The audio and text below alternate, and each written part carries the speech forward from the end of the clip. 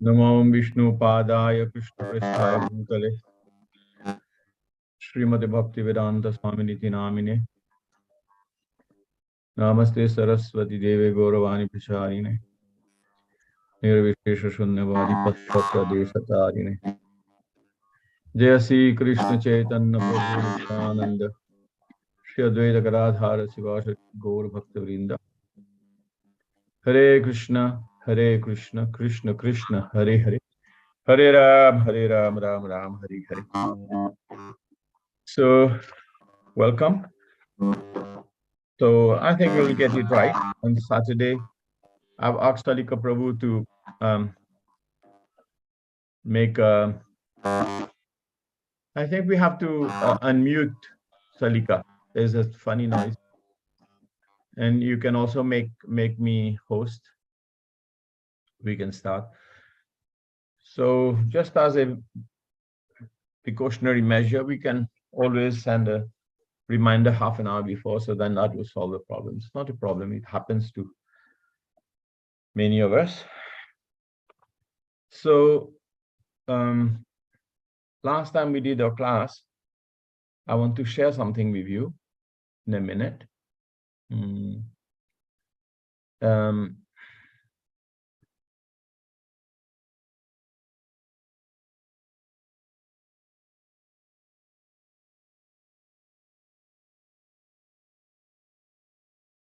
We were talking how Yudhishthira Maharaj had no enemy, and it was text 8, right? Okay. Hare Krishna. So,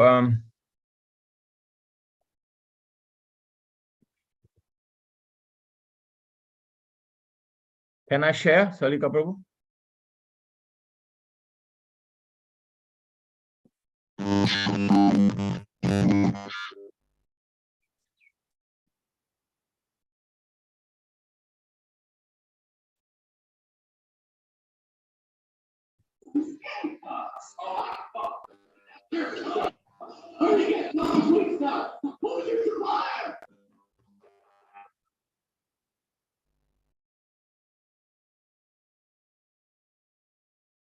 Okay, let me just recapitulate from here with these pictures, and I will be sending you this.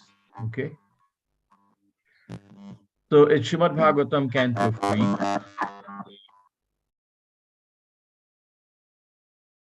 Whoever is unmuted, please mute.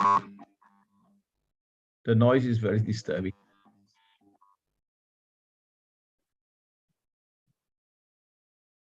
Okay, Hare Krishna.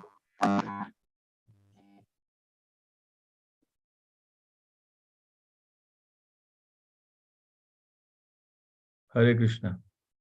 That's much better now. All right. So let me just recapitulate for a few minutes what we discussed. From Canto 2 to Canto 3, Shukadeva was about to explain Padma Kalpa at the end of Canto 2. But Shaunak Rishi expressed interest in hearing the Vidura Maitreya conversation.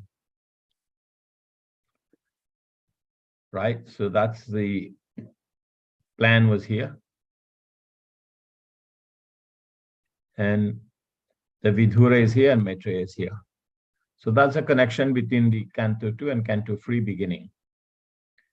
Then Maharaj Parikshit's inquisitiveness. Vidura, he renounced home and entered forest where he met Maitreya. And then Krishna considered the house of Pandavas his own. He was going in and going out of the house, making, and Prabhupada comments that it was like for him, home, and therefore it was no difference than Vrindavan for him, wherever the Lord is. Okay. So they were asking where and when did this Vidura and Maitreya Samvad took place. So we will come to that. So Sukadeva Goswami was pleased and said, okay, I will explain to you. So please hear attentively. So from text 6 to 9, the atrocities of Dhritarashtra was explained. Dhritarashtra tried to kill the father's nephew, 6. Text 7, he did not forbid disrobing of Draupadi. We see that, Draupadi Chiraharan. And he cheated Yudhishthir in the gambling match. But because Yudhishthir had taken a vow not to lie, he actually retired to the forest. The Kauravas never took the words of Lord Sri Krishna very seriously. So in the text 9, right, Lord Sri Krishna was sent by Arjuna. Now we're starting this here. Lord Krishna was sent by Arjuna into the assembly as a spiritual master of the whole world. And although his words were heard by some, like Bhishma, as pure nectar.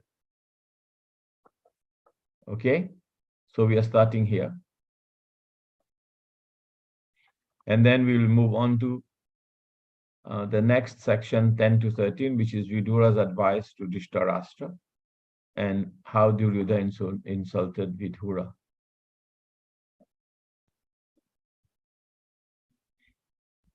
Okay, Hare Krishna. So let us see why was, in this verse, if you have read, Lord Krishna was sent by Arjuna into the assembly as a spiritual master of the whole world. And although his words were heard by some, like Bhishma, as pure nectar, why was Bhishma so enthralled by the nectarine words of Sri Krishna? And on the other side, Duryodhana and Dhritarashtra did not take the words of Krishna to mean anything of any significance. What's the difference?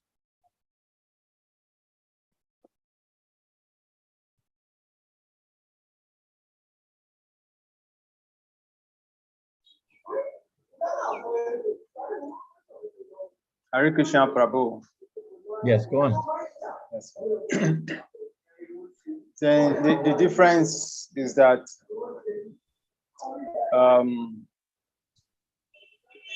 Bhishma happens to be Krishna's devotee, or he believed in Krishna. So the words of Krishna to him appears as nectar. Yes. Because Krishna was talking about peace, peaceful resolution. But on the other hand, Duryodhana and Dhritarashtra, they are envious of Krishna. So, and as such, they are not devotees. So whatever good counsel to them is they cannot accept it because of their nature. Okay. Thank you. So Srila Prabhupada talks about in the last part, the message of Godhead is always like nectar to the devotees. That's opposite to the non-devotees. Sugar candy is always sweet to a healthy man, but it tastes bitter. Prabhupada gives that example of sugar candy. Someone's jaundice, sugar candy will taste bitter, but the medicine is sugar candy of jaundice. So that's the explanation here. And now I'm gonna have a question. What is the relationship of Bhishma with Sri Krishna? In what rasa was his relationship established?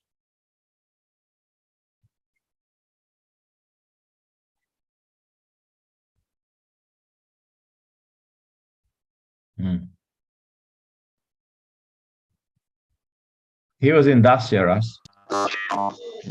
He was in Dasya Ras to the Supreme Lord, but particularly he was in the sub-rasa, what we call, of Virya.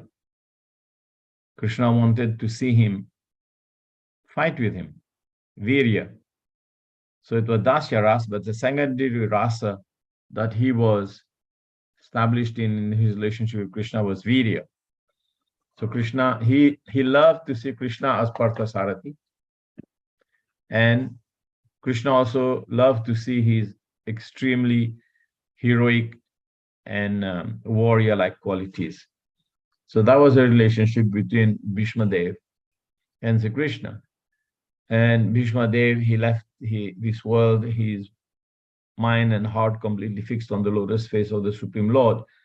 And he wanted to have that boon that he leaves his body in front of Krishna, and then Krishna allowed him to, gave him that favor, that privilege. So we move on. Text 10. When Vidura was invited by his elder brother for consultation, then at this point, 10, 11, 12, 13. Okay? These verses 12, 11, 10, 11, 12, 13 was Vidura's advice to Dhritarashtra. Because Vidura was invited by his elder brother, Dhritarashtra, for consultation. So he entered the house and gave instructions which were exactly to the point. But his advice is well known. Prabhupada talks about his advice as being as good as the advice of Chanakya Pandit. He was a great political scientist. He was a great knower of Niti Shastra, political science. And political suggestions by Vidura are also known as Vidura Niti, just like Chanakya Niti. So Dhritarashtra asked him his advice. So let us see what he says in text 11. He said, you must now return the legitimate share to Vidura, to Yudhishthira. So actually, he did not beat about the bush. He told him, you should return the legitimate share to Yudhishthira. And they have been suffering so many different types of unjust situation brought upon by Duryodhana. So he was bringing that up and said he's waiting with his younger brother. Maharaj Yudhishthira was the head of the household of the Pandavas. And he was saying they're waiting there. And Bhishma has vowed to kill all of the Kaurava brothers.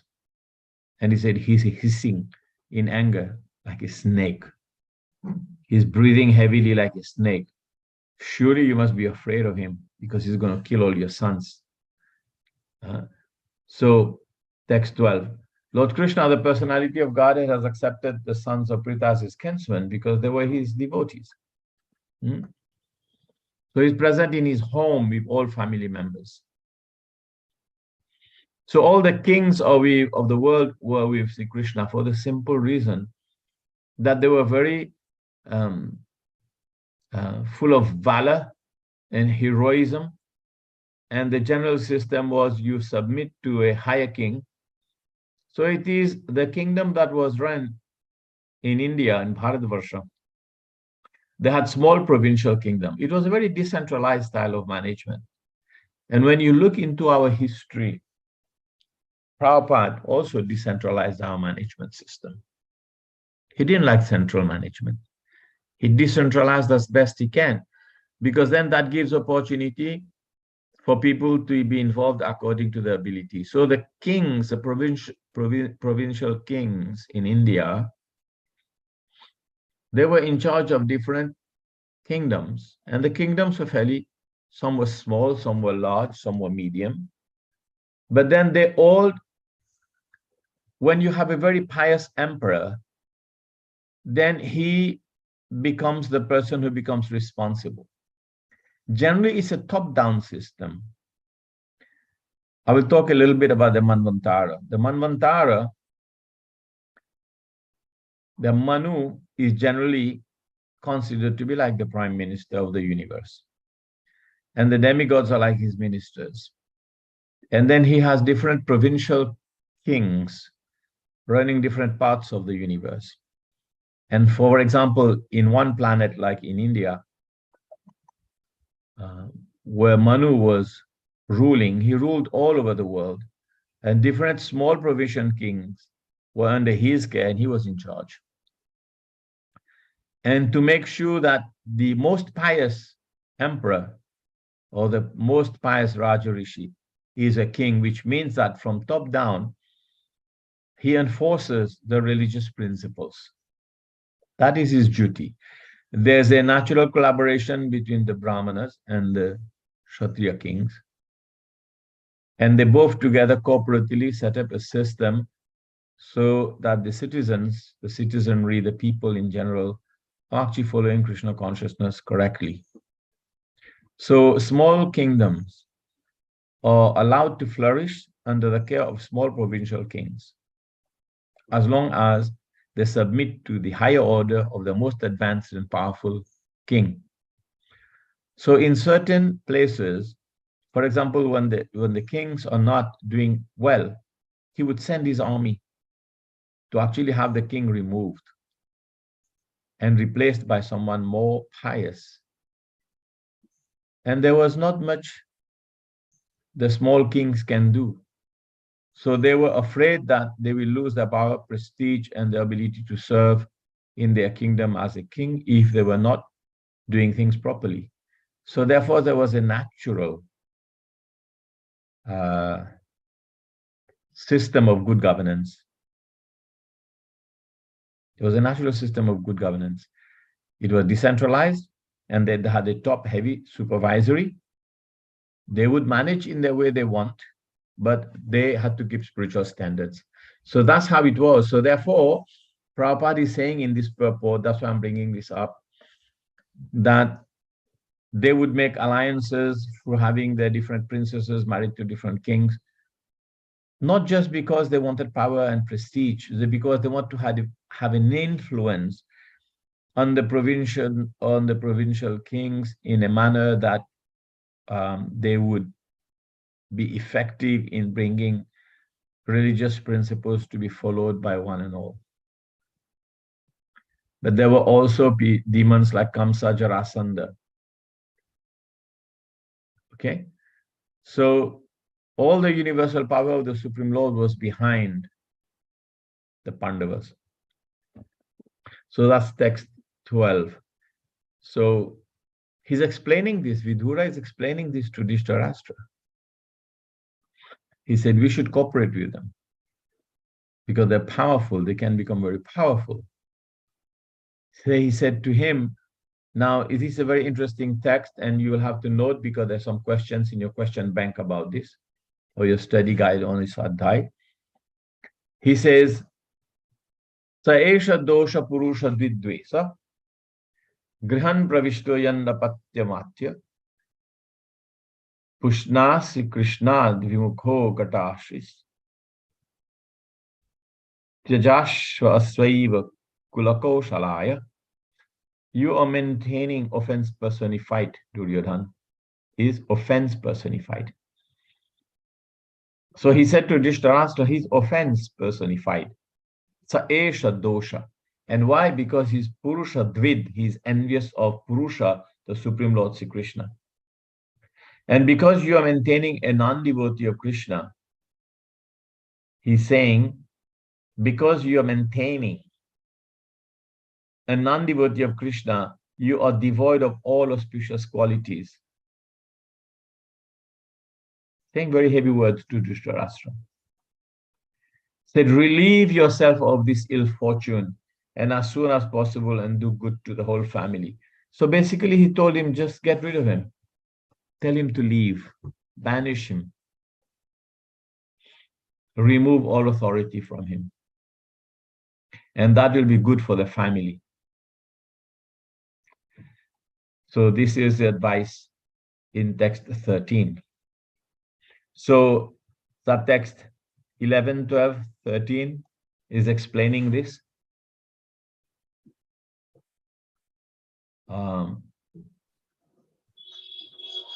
Vidura's advice to Dhritarashtra. And the main verse is Saesha dosha purusha dvirashte. Text 13. All right. So in this purport now, Srila Prabhupada talks about the importance of having good son. And a good son is called apatya. Patya means to fall, and apatya means one who stops one from fall down. So basically, a good son is one who allows his father, stops his father from falling down to hellish situations. And the son will protect the soul, the journey of the soul of the father by doing what we call the Shraddha ceremony and religious rituals. One of the points that was brought forward by Arjuna when he was explaining to Krishna that this battle is dangerous because it will destroy family traditions, and who will be there to carry out the oblations of the fathers and offer proper rituals for Shraddha to relieve the father from hellish conditions, because family traditions will be destroyed. That was a proposal of Arjuna. You have studied that in Bhakti Shastri. So he said that what is the use of having a son who is neither a good learned person and a devotee of Krishna? So at least the son is learned, is competent and capable, that's good, or he's a devotee of Krishna. But he's saying that Duryodhana is neither a good devotee of Krishna, neither he is learned, intelligent. He's acting very rashful, and he is full of envy, and he's offense personified. So then, from the text 14 onwards,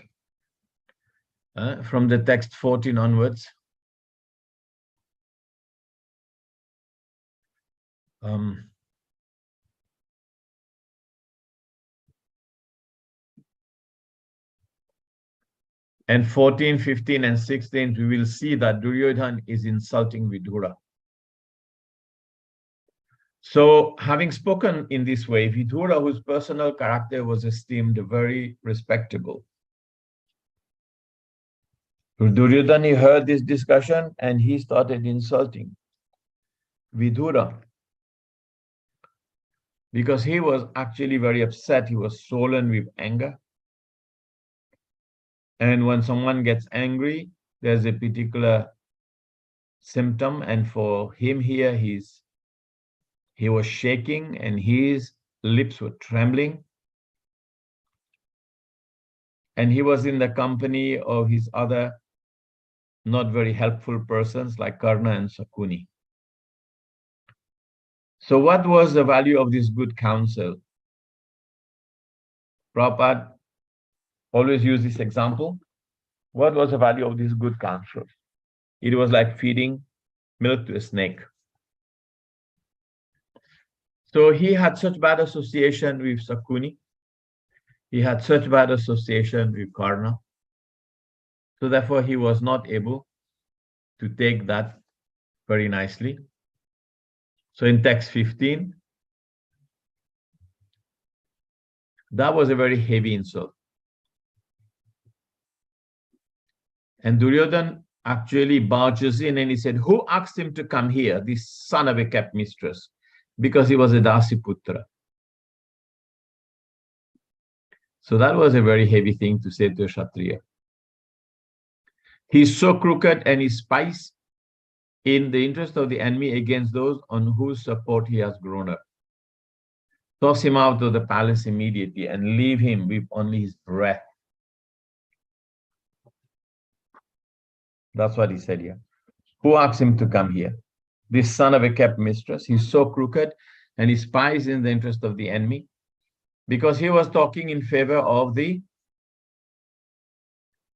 He was talking in favor of who? The Pandavas. So Duryodhana didn't like that at all. He thought like, why is he talking in favor of the enemy? Toss him out of the palace immediately and leave him with only his breath, means strip him off. We strip him off from all his privileges, all his riches and everything. So Prabhupada gives an explanation of the birth of Vidura. So about that the king, when they get married, then the servants come along. And the servants would be in the household of the king.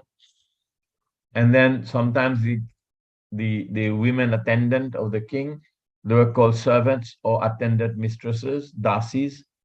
And sometimes the king would also treat them as wives. And sometimes they would be given all protection, all facility, and the kings will also have children with them. Such was the case of Vidura.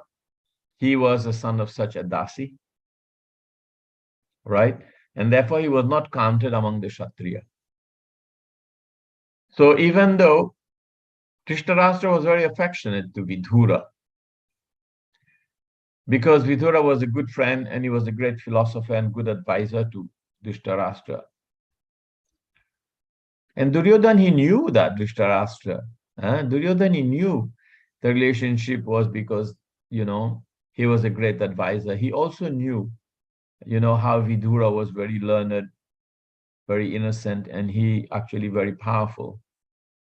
But then he wanted to break that relationship between Vidura and Dhritarashtra, so he used incredibly strong words. Right? So there was so much palace in intricacies of diplomacy, even though Vidura was faultless.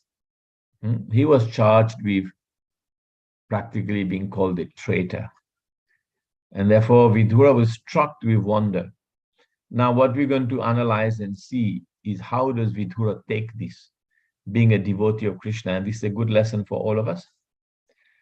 But first of all, he decided to leave the place. Vidura decided to leave the palace. And when Vidura decided to leave the palace, this is the explanation in text 16. I'm just reading through and explaining. Thus being pierced by arrows through his ears and afflicted to the core of his heart, Vidura placed his bow on the door and quit his brother's palace. What does that mean? He quit his arrows and his bow, hung it on the door, and he quit his brother's palace. It is said that when someone is insulted in a place, or he doesn't feel wanted or feel that he's valued or he's appreciated, but rather he's treated with such disdain, then one should not go to that kind of place. So Vidura immediately he realized staying here is not very good for me. So by hanging his bow and arrow, it means that he's given up now. He's moved out of being in any kind of occupation. This is officially like a vanaprastha for him now. He will decide at this point, he will enter the vanaprastha ashram. So Vidura placed his bow on the door and quit his brother's palace. But the mood is, he was not sorry. He was not sorry. Why was he not sorry? Because of one simple reason. He considered the acts of the he thought that there's two things acting here. But of course, for the nonsense materialist mindset, they'll think that they will not understand what is acting here. But Duryodhana is analyzing, he's saying, oh, the Lord's material energy is acting here. Generally, that's how it was in the early days of our Krishna consciousness movement. Anything happens, we used to say, oh, Prabhu, don't worry, he's under the modes. When we were living in the ashram, that was a very powerful talk. Prabhu, don't worry about it, he's under the modes. Just leave him alone, he's under the modes. That was a regular talk. I don't think we hear that anymore, Prabhu. Shalika, Prabhu.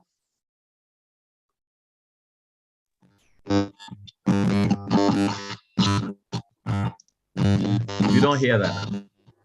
But when we say it's Krishna's mercy now. We say it's Krishna's mercy. Yeah, but actually, it's Krishna's mercy that that's how we used to sing. Salika, you have to unmute. I can't.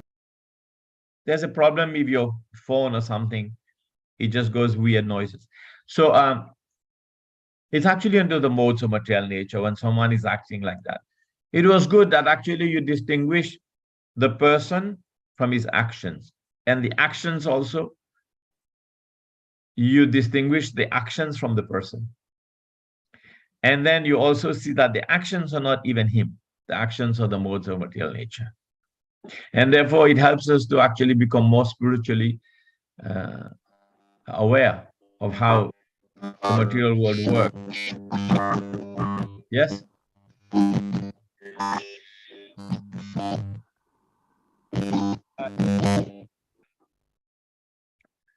I think, Salika Prabhu, I think that video you put at the back also doesn't help. A lot of time you have so many different software things in it just doesn't help because your thing is not very strong.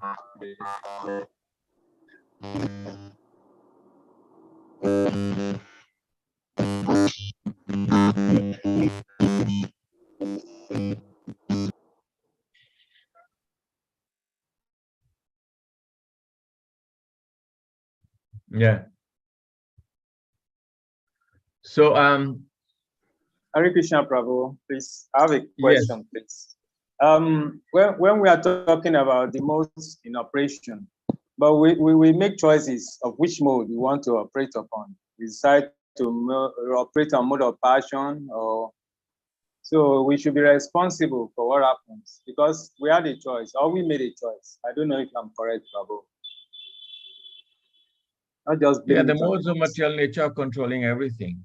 The only choice we make is not to be influenced by the modes, by following the order of Guru and following the instruction of Srila Prabhupada. Modes of material nature are doing everything. Prakriti chapter, text 29, or free 29 or free 22. Prakriti kriyamanani gunai karmani sarvasya ahankar vimudatma kartamiti manyate. And Prabhupada quotes at another verse, the Gita 327. Oh, it's the same, sorry. 327. Prakrite kriyamanani gunai karmani sarvasya ahankara vimudatma kartahamuttu manyate. A conditioned soul is absorbed in material existence under the influence of different modes of external nature, external energy. The thing is, the question was, how do we choose which modes we act on? We can slowly liberate ourselves from the influence of the modes of material nature. But the modes of material nature, they compete within themselves to superimpose. So there's not that now I'm in the mode of goodness, now I'm in the mode of passion. Like in the first canto, it is said that Tathara just tamo bhav kamalo buddhayasche. Chetere tere nabidam stitam satya prashiddhati. We can be rid of the influence of the modes of passion and ignorance and become situated in the mode of goodness by the process of hearing and chanting. But the modes are always competing. The frequencies are always up and down. Like sometimes you get very angry for momentarily, and that anger is mode of ignorance, and then the anger subsides. That means that mode of good, and you start to use your intelligence. That means that the mode of goodness arises, and the mode of passion and ignorance diminishes. Right? Sometimes you can be very disturbed because you have some desires and something you're thinking about, and it just occupies your brain, your mind. So that's a mode of passion. And then it doesn't leave you for a whole day, and then you read something, then it goes down, and then you start to reason. Or sometimes this is disturbing you too much, you just go to sleep. So therefore you give in to the mode of ignorance. Right? So the modes are always, one is always competing with the other. Not much choice in which one you choose, but our choice is only in the sense that we can try to get rid of the influences of the mode of passion and ignorance. And when we're situated in the mode of goodness, there's knowledge, there's clear vision, there's clear understanding. And that wasn't the case for Duryodhana here. But how did Vidura perceive everything? He saw that the modes of material nature are acting. This is the Lord's Maya.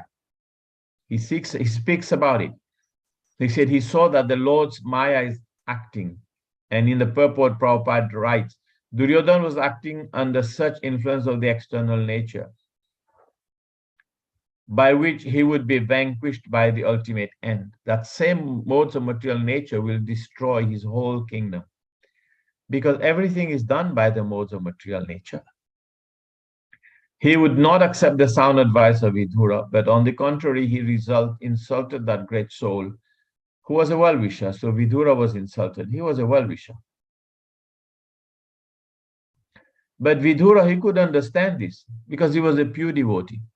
So in spite of him being very strongly insulted by Duryodhana's word, Vidura would see that Duryodhana, under the influence of Maya, was making progress on the path towards his own ruination. He could see that someone acting too much under the influence of mode of passion and ignorance, you know that they will meet very destructive circumstances.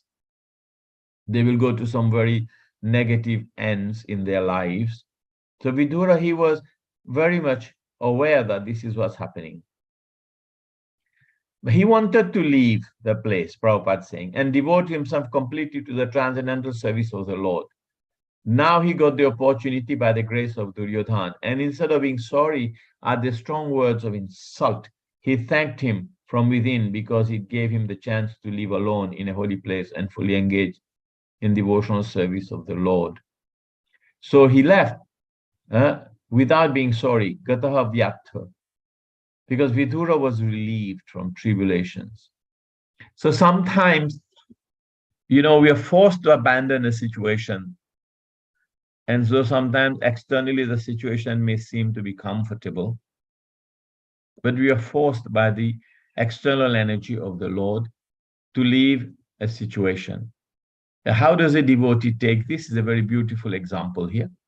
He therefore thought that there was no need to defend his brother with his bow, rather his brother was meant for ruination. So he felt, okay, material nature will do its course. Duryodhana, there's nothing I can do about him. He will meet a negative end. And I give an advice to my good brother here, to my brother Dhritarashtra. And he is not acting properly. So then in the last line of the purport, Prabhupada says, thus he left the palace before Duryodhana could act. So I want to ask a question here, and we will talk about this. Maya, the supreme energy of the Lord, acted here both internally and externally. How did he act internally? What is the nature of that Maya that acts internally? And what is the nature of the Maya that acts externally? So in the case of Vidura, he thought that the Lord's energy, Maya, acted both internally and externally. So can someone explain?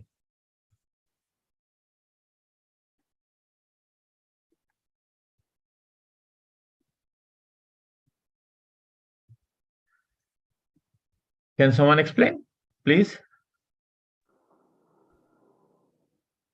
Hare Krishna, Prabhu. Yes.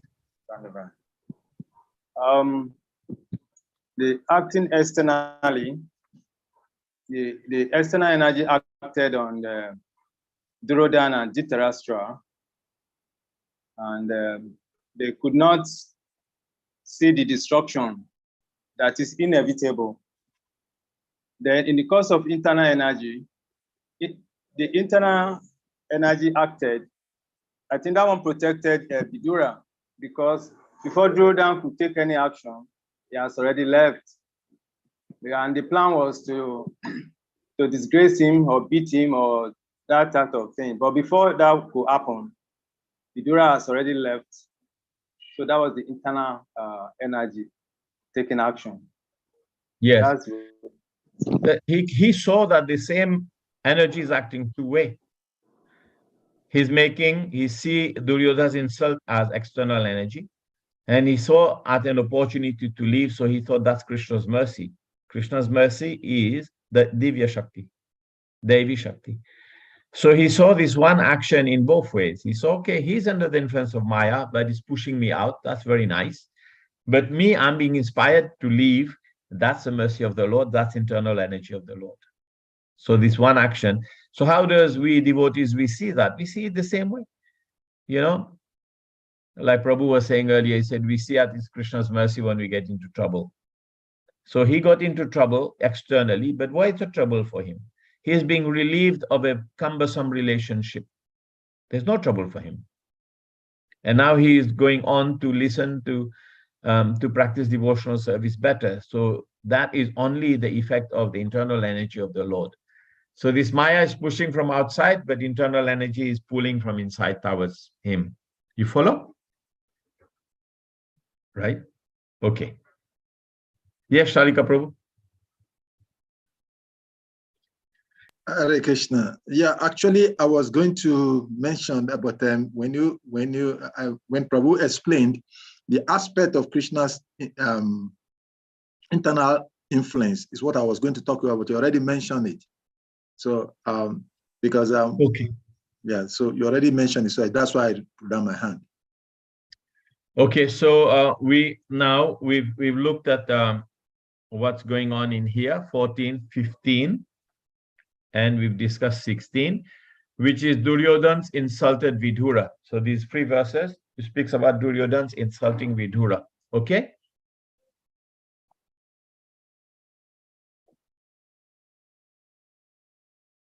All right. Now let's look at verses 17.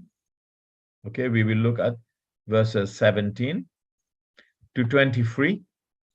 So these 6 verses here, 7 verses. Okay, is Vidura's travel to different pilgrimages. Then we will carefully look into this important section. Okay, so first he traveled to holy places, then he traveled through different cities, orchards, and villages, and then Vidura's conduct as a pilgrim.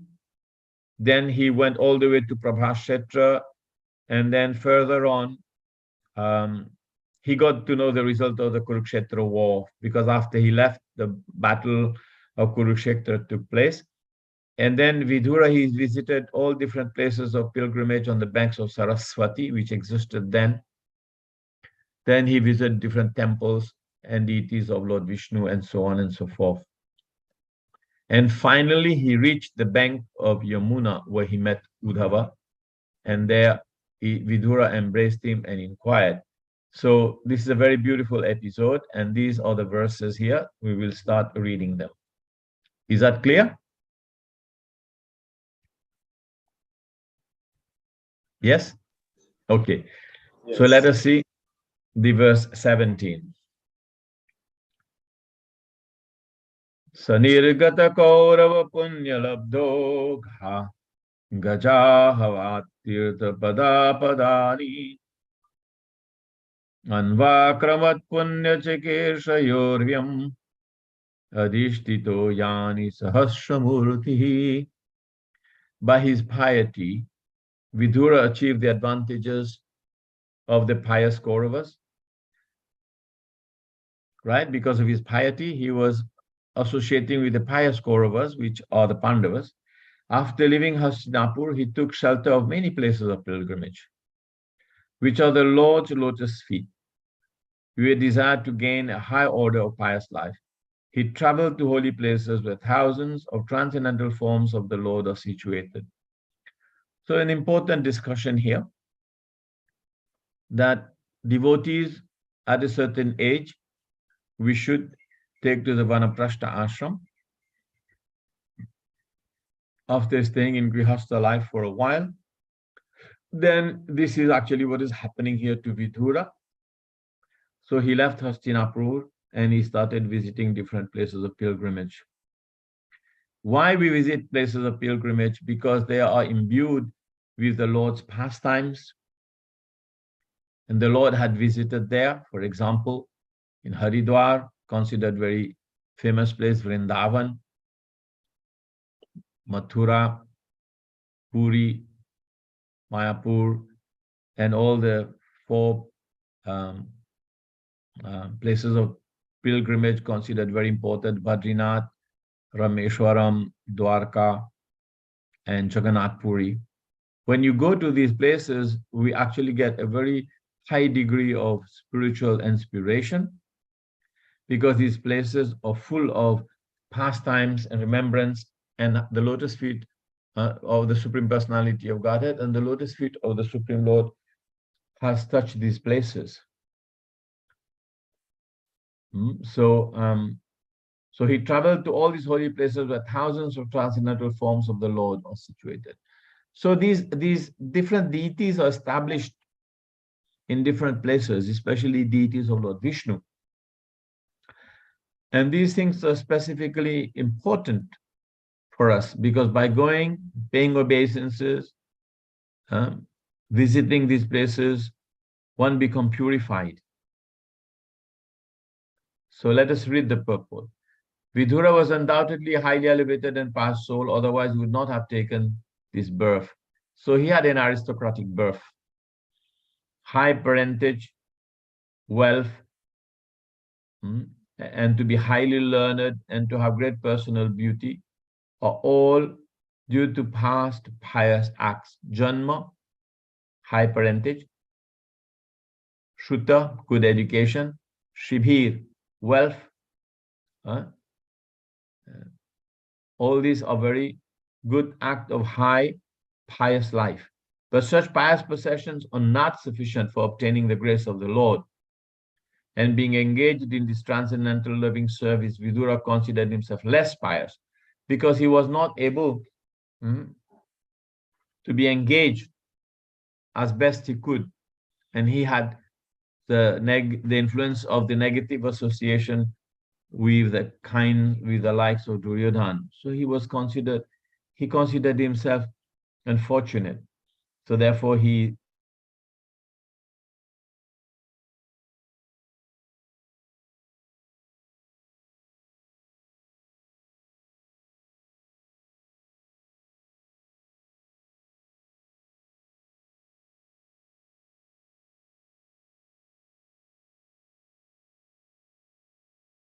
Hare Krishna. I think Prabhu's network is on.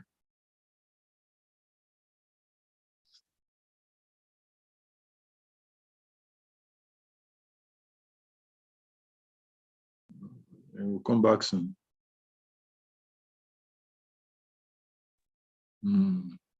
Okay, it happens sometimes. So because of his allegiance to the evil-minded sons of Dhritarashtra and his association with Dhritarashtra, he considered himself not so qualified to approach Krishna. He was very humble whenever Krishna would come to his house, and he would feel very honored and privileged to have Krishna. But himself, in his heart, out of his humility, he did not think, oh, I could approach Krishna when he was here. But now he's given that opportunity to relieve himself from the association of the evil-minded sons of Dhritarashtra. He first, let me go and purify myself. This is his mood here. Prabhupada is explaining very nicely. Lord Krishna was personally present, and Vidura could have at once approached him, but he did not do so because he was not sufficiently freed from sin. One cannot be 100% devoted to the Lord unless he is completely free from all effects of sin. Vidura was conscious that by the association of the diplomatic Dhritarashtra and Duryodhana, he had lost his piety, and he was not fit to associate with the Lord. And this is explained, Prabhupada quotes 728, Yeshotantakata papam jananam punya karmanam yedanda moha nirmukta bhajanti mam vidavata. So as long as we have heavy influences of sinful reactions, it's hard for us, bhajate mam vidavata. That's why we follow the 4 principles of liberation. These 4 principles of freedom. It's freedom from sin. No meat eating, no intoxication, no gambling, no illicit sex. The actual principles of freedom. We free ourselves from papa, yeshotantagata papam. And once we free ourselves from papa, then we can progress. Our shoulders more light, back, our head is more light. So persons who are sinful asuras like Kamsa, Jarasandha cannot think of Lord Krishna. Only those who are pure devotees, those who follow the regulative principles of religious life prescribed in the scriptures, are able to engage themselves in karma, yoga, and jnana, and thereafter by pure meditation can understand pure consciousness. So regulative principles of life prescribed in the Shastra, which is ordained by Srila Prabhupada for us all to follow, is actually for lightening our lives, making us free. And it, like such is the case now with Vidura, he's becoming free. So when Gan consciousness is developed, one can take advantage of the association of pure devotees. Chan Mahat Sevaya Vipra Punya Tirthani Sevayat, 5th canto. So one become free, then they can take advantage of the pure devotees of the Lord.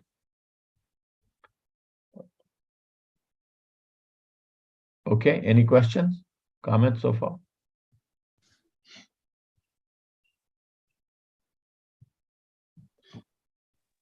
Hare Krishna, Prabhu.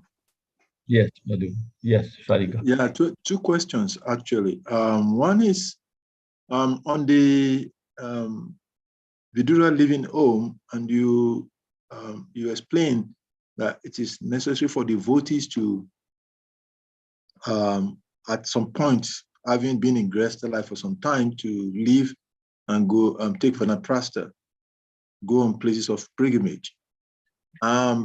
There are always these two arguments in regards to that, in, according to place, time, and circumstances, in other words, according to our present time, it is almost practically impossible. And then sometimes people argue on the basis of the fact that Lord Chaitanya Mahaprabhu says, I'm not a Vaishnava, I'm not a Grihastha, I'm not a Vaishya, I'm not a Vanaprastha, and all of that. That's one angle of argument.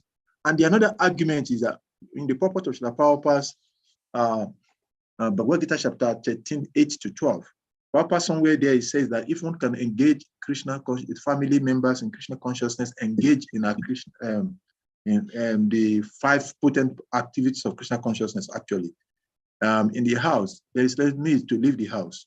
So what would be your response to this? So these two are angle of arguments.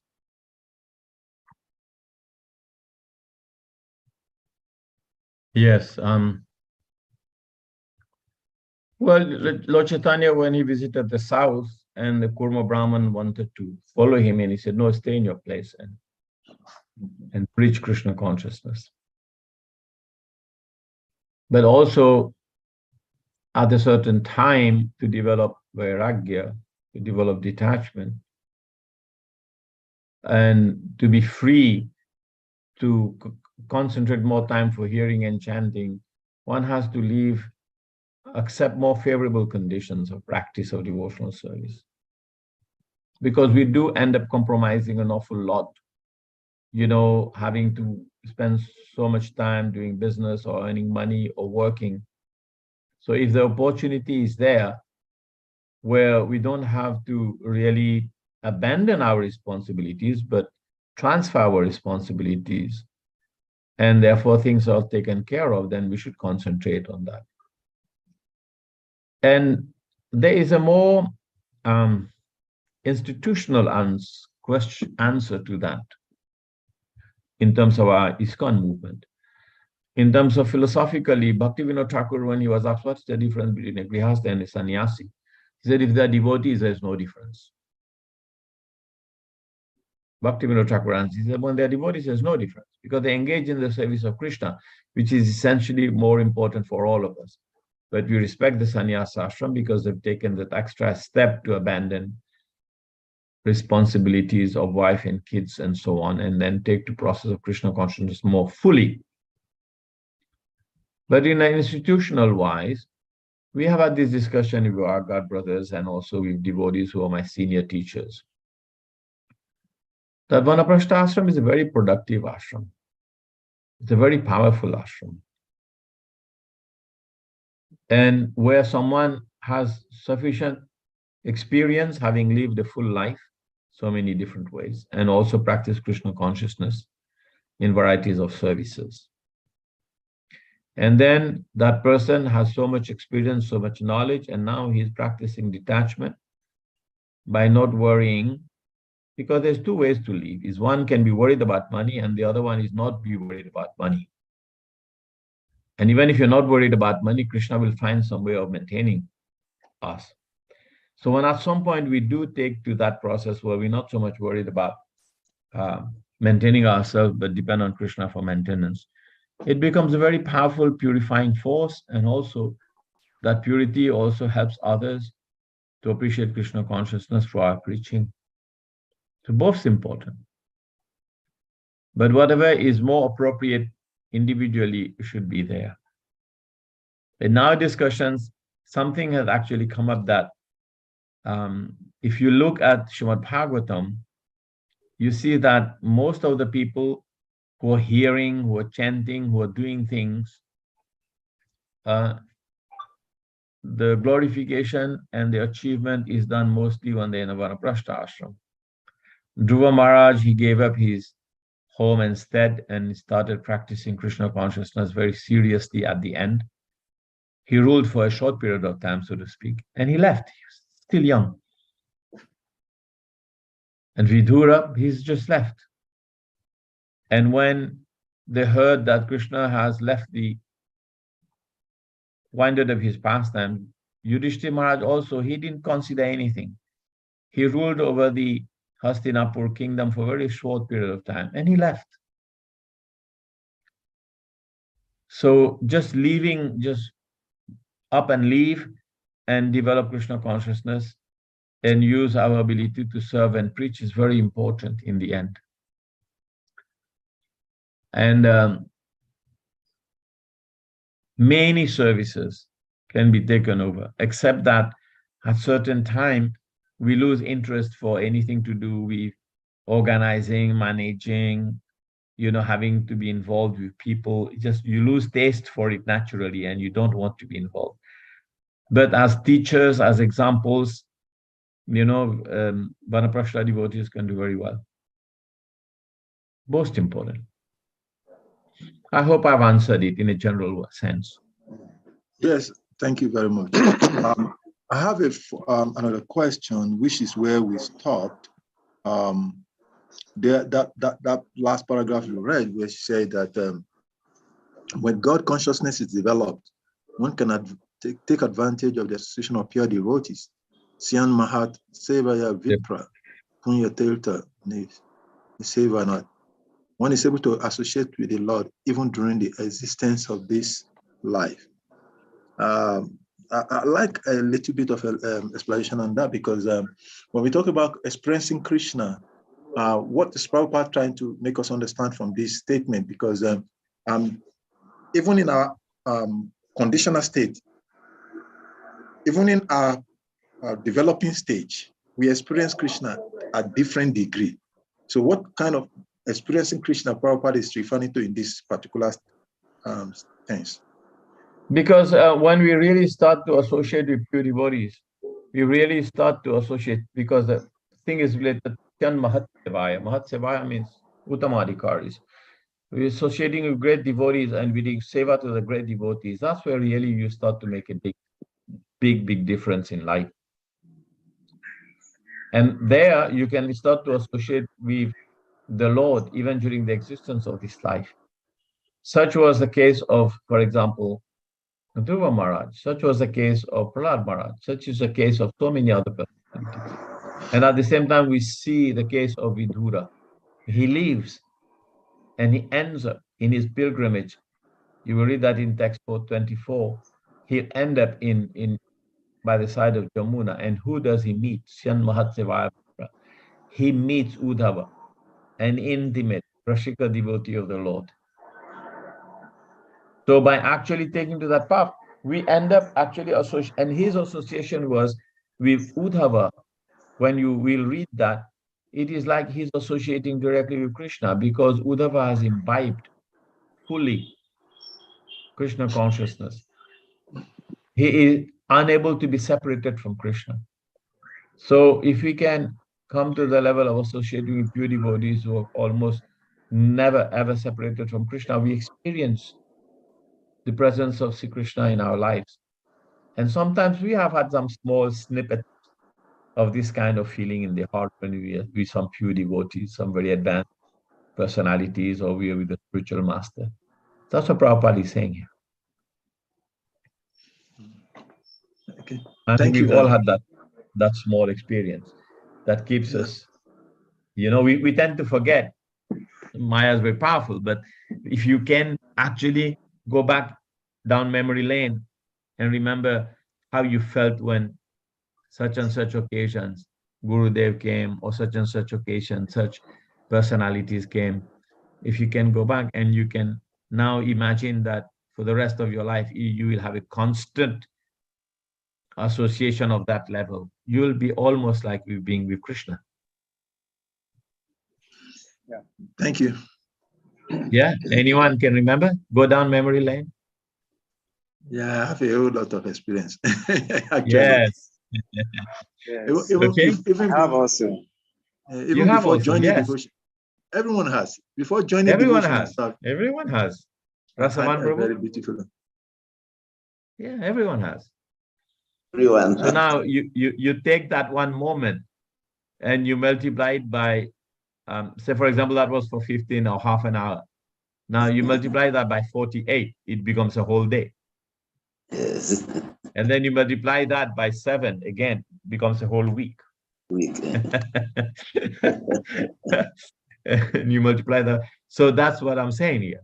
And it's that's what Prabhupada is meaning here. That's what I understanding here. I'm not saying, I'm just understanding it that way. All right. So he says, one is able to associate with the Lord even during the existence of this life.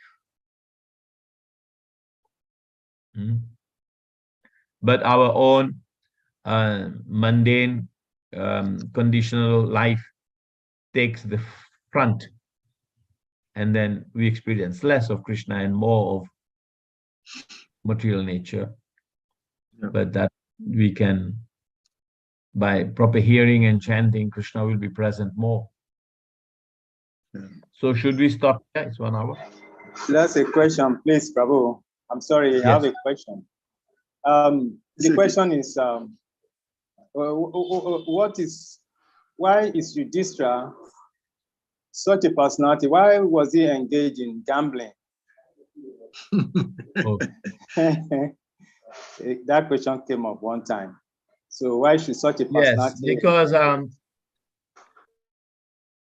you see, in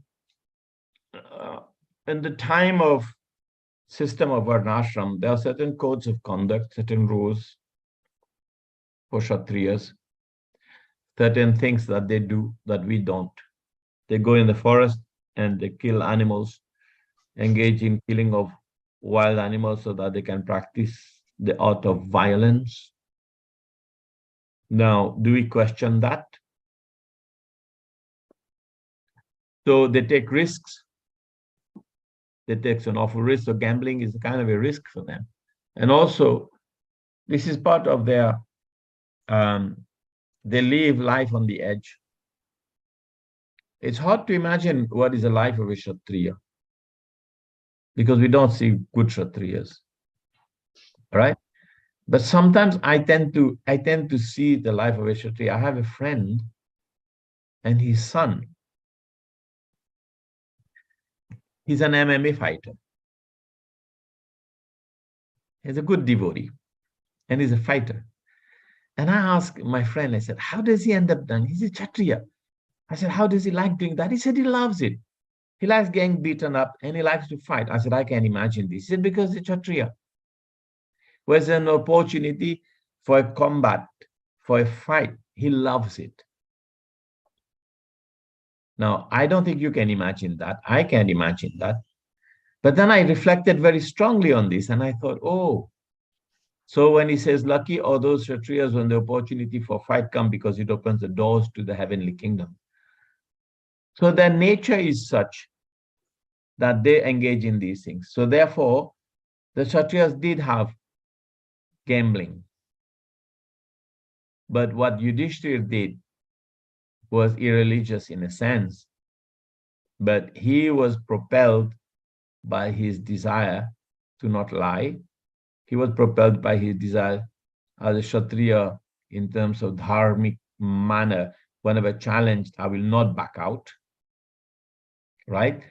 But in relationship to him putting all his relatives, his brothers and his wife, that was uncalled for. But he was being tricked. And Lord Balaram, when he heard about this, and he said, whoever gave him the right, he doesn't own his wife and he doesn't own his brothers. Whoever gave him his right to put them on the gambling, you know, and that wasn't there. But at the same time, there was a very nice story about it, that when they were asked Krishna about it, why didn't you do something and help him? He said, I was just there. But he had banished me to the other room. And he told me, don't, I will do what I have to do here. He's challenging me. I'm a Kshatriya, I'll accept the challenge. But then he said, Duryodhana, he had a crooked mind, but he had the intelligence to ask Sakuni, who was his uncle from Afghanistan and from Gandhar Desh, you know. Afghanistan was actually the kingdom of Sakuni and his father. That was part of Kandahar is Gandhar, and Gandhari comes from Gandhar, and Sakuni is Gandhar Naresh. So it's not Kandahar. So they were from Afghanistan. So so they were part of the provincial kings there, and he had agreed to fight, to play with him. But then Duryodhana was assisted by Sakuni. And Krishna asked, when they asked Krishna, why didn't you help him? He said, but Yudhishthira didn't want my help, but I was just there waiting. And he said, but Duryodhana had the intelligence to get Sakuni's help. So he said, can you imagine if he had asked for my help in the gambling match? The result would have been completely different. But then Yudhishthira decided to play by himself. So he said he lost. What can we do? So anyway, they gamble because that's part of that dharma, so to speak. You know, part of what is allowed for them, just like killing is allowed for them. Okay. Thank you We very end here. Thank you very much. The Srimad Bhagavatam is like it's Krishna, so it's ever there are always newer things to talk about. Yeah. But because we have to follow the rules and regulations, so we'll have to stop here. Thank you very much for taking time to come around. We appreciate your sangha and just one thing, Shalika Prabhu, before we go. On Saturday, what time? It's 8 o'clock Ghana GMT, 9 o'clock Nigerian time. Okay, so for here it will be 8 o'clock or 12 o'clock. That will be 12 o'clock your local time. 12 o'clock for me. Just send a message, half an hour. And if anyone doesn't get a message for half an hour, please send a message to everyone so everyone can help each other. Okay, let's be responsible for this because it can happen. Everyone has service in the morning. So Saturday we meet, and please read Vidura's Travel to Pilgrimages 17 to 23, and also finish up a reading up to text 45, Vidura's inquiry about welfare of the Yadus and Kurus. All right. So just remember what I've said. Write it down. 17 to 23 is Vidura's Travel to Pilgrimages. 17 to 23. Vidura's Travel to Pilgrimages. Then 26 to 45, Vidura's inquiry about the welfare of Yadus and Kurus. Look at it from this section breakdown that I've given you. Please kindly read, and we discuss this on Saturday, and we hopefully finish on Saturday, and we can start on Sunday the other. If you read, I will just go more like snippets of information, what is important, and tie everything up together. Okay, Hare Krishna. Okay, Prabhuji, 17 to 23. Just I think the second part I didn't get that. 17 to 23.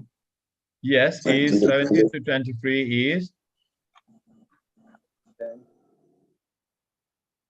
Vidura's travel to pilgrimages.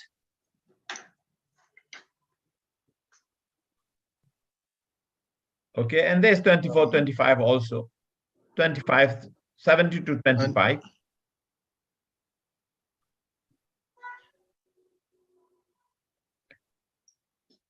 Okay, then you can put a note at the end. Vidura meets Uddhava. Then Vidura's inquiry about the welfare of Yadus and Kurus from Uddhava. Text 26 to 45. Okay, that's how it is here as a section. Is that clear? Yes. Okay. Hare Krishna. Hare Thank you so much. You all have to leave. Yes. I'm preparing for my Gita class that starts tomorrow. I'm surprised. I put an advertising on my Facebook page, and every day I'm registering people. I've just got some more people now.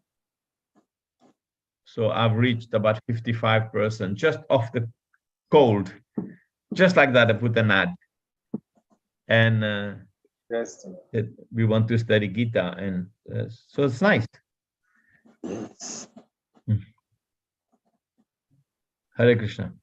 All right. Hare Krishna. Vanchakalpatarivascha kripa sindhubhyo cha patitarang pavanebhyo Vaishnavibhyo namo namah. Gaur Bhakta Vrinda ki jai.